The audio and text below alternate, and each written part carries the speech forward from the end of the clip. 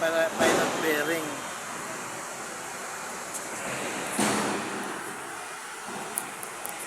Ayan ang assignment ko bukas. Dito pa rin yan sa bulldozer. D21E. Ito sprocket. Ito planetary gear. And doon yung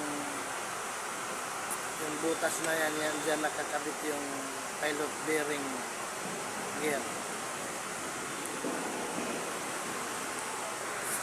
Dito yung main drive.